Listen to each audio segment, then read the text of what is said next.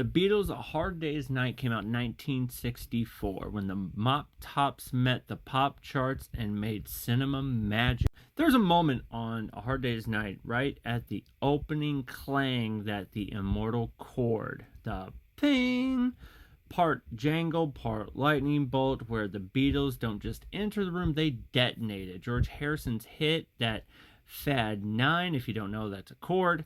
It's the starting pistol, and suddenly we are off, sprinting into the technicolor explosion of Beatlemania. Released in the summer of 1964, A Hard Day's Night is more than just a soundtrack album to a cheeky British comedy.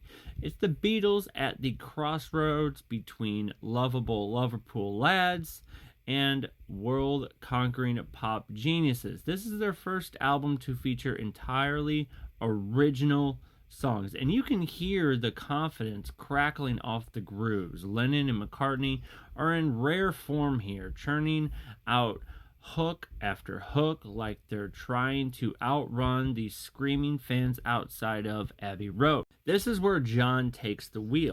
Make no mistake, this is a Lennon-heavy affair. Tracks like I Should Have Known Better and You Can't Do That and the title track were drenched in John's raw vocals and rhythmic guitar work. There's a punch to his delivery, part swagger, part sincerity.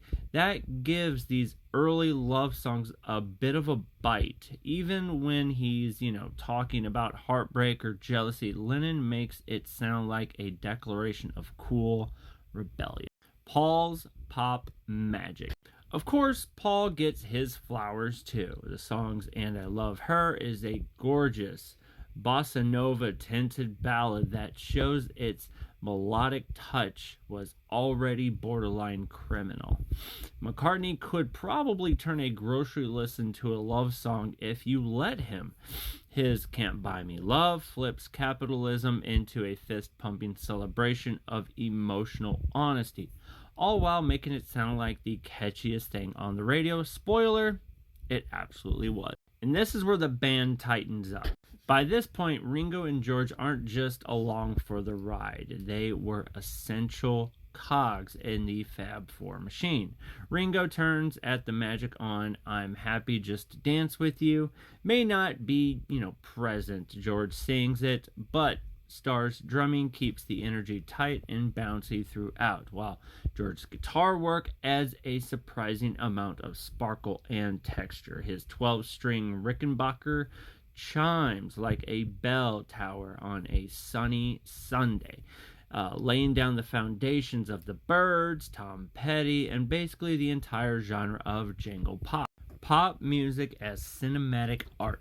So what makes A Hard Day's Night special isn't just the music, it's the moment. This is the Beatles capturing Beatlemania on wax and solitude. The accompanying film, a proto-mockumentary comedy masterpiece, turned pop stardom into cinema. The album doubles as both soundtrack and standalone pop triumph. These songs were written fast and furiously, yet they feel timeless. The album zips by in just over 30 minutes, but every track earns its keep. So here's the legacy check.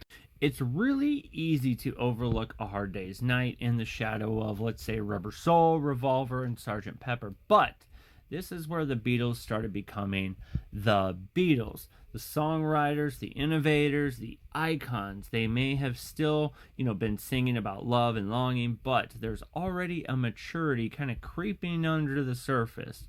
It's the sound of a band outgrowing the bubblegum, even as they define it. So, in conclusion, A Hard Day's Night is pure pop gold wrapped in British charm and 12-string shimmer. It's the Beatles taking control of their myth, witty, melodic, slightly cheeky, and utterly irresistible.